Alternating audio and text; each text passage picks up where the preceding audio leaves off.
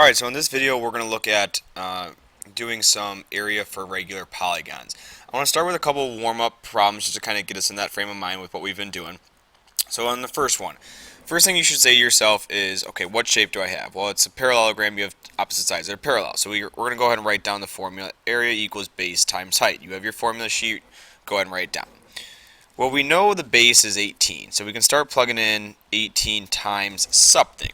Now the height we don't have. 12 is not your height. Be careful. We don't want a slant height. We want a vertical height. So to find that, we need to look at this triangle over here on the right side. And hopefully we recognize that this is a 120-degree angle, making this 60, making that 30. Okay, so you go to your yellow sheet that hopefully you have saved, and if you don't remember how to do the special rights, you realize that this needs to be 12. Therefore, you have 30, 60, 90, and if you can find this missing side, the vertical side, you're done. So that would be your 2L side. So 2L equals 12, which means L, or your short side, is 6, and this is 6 radical 3. Again, take your time with it, but we've done that before. So this is 6 radical 3, so the area is equal to 128 radical 3 centimeters squared. In a problem like number 2, we did this the other day by breaking it up into pieces. We can just use the trapezoid formula though this time. So area equals height times base 1 plus base 2 all over 2. Start plugging in what you know. Area equals height, don't know it. Base 1, I know it. Base 2, I know it. Divide by 2. So we just have to find the height. Well, to find the height, we're going to do what we did last week and break this up. And if we know that's 10, 26 minus 10 is 16, which means this is 8, 8, and this is still 10. Again, just like we did last week on that. Now we can do Pythagorean theorem. 8, 15, 17. This is a 8, 15, 17 right triangle, or do your Pythagorean theorem if you don't know it. So we have area equals 15 times 36 all over 2, which, let me go ahead and punch this in. 18 times 36 divided by 2. 320, I'm sorry, 15 times 36. 15 times 36 divided by 2. 270. So area is equal to 270 units squared. And if you remember, that was the same answer we did last week. This was just a lot shorter this way. Alright, so moving on to regular polygons. So regular polygon is, again, equilateral and equiangular. We've talked about those words before.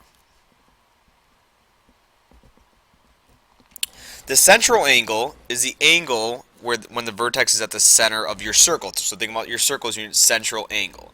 So angle whose vertex is at the center. And again, feel free to pause, rewind as you need to on these videos. The radius is from the center to a vertex. So in this case, that would be something like that. Okay, on that circumscribed polygon where you have it inside a circle. There's a reason it's inside the circle, and we're going to get into that. The apothem is from the vertex, from the center rather. We won't use vertex again. To the base of the shape.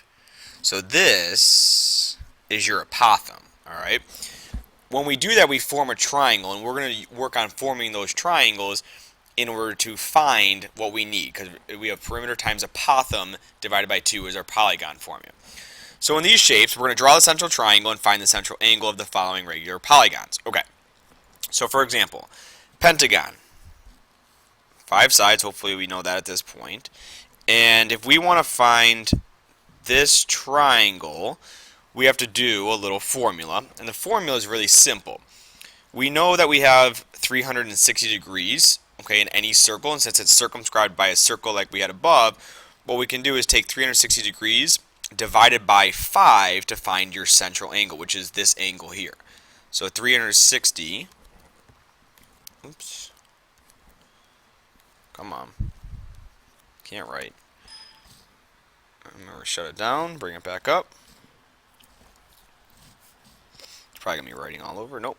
Alright, so 360 divided by n, or divided by the number of sides. So this case divided by 5. So 360 divided by 5. And we get 72 degrees for this central angle. So there's your 72-degree angle. So for an octagon, alright, let's draw an octagon, which means 8 sides. Hopefully everybody knows that. There's your central triangle, and we want to find this angle again. 360 divided by 8. Alright. So you get 45 degrees. Alright. Hexagon, last one. Okay, you're going to have a central triangle, so we have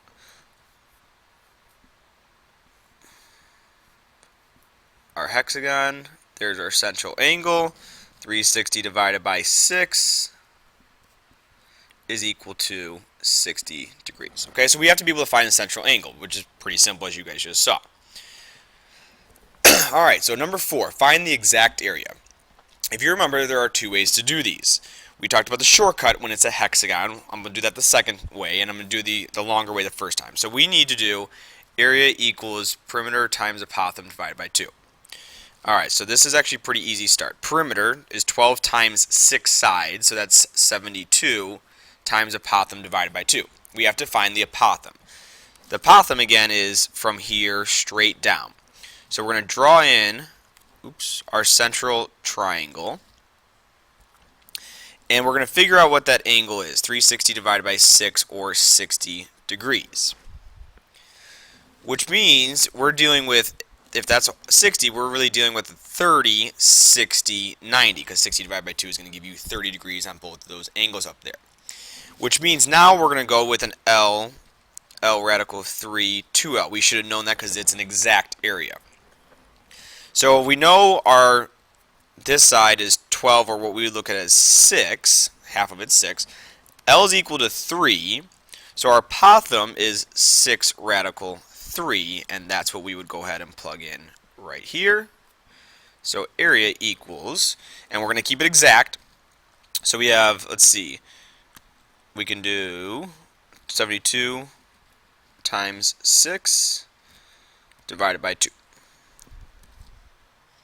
So 216 radical 3 centimeters squared. Okay? So that's doing it the longer way.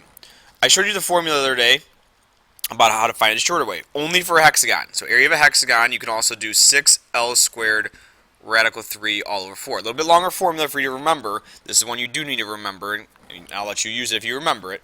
So 6 times L is your side length. So 12 squared radical 3 all over 4.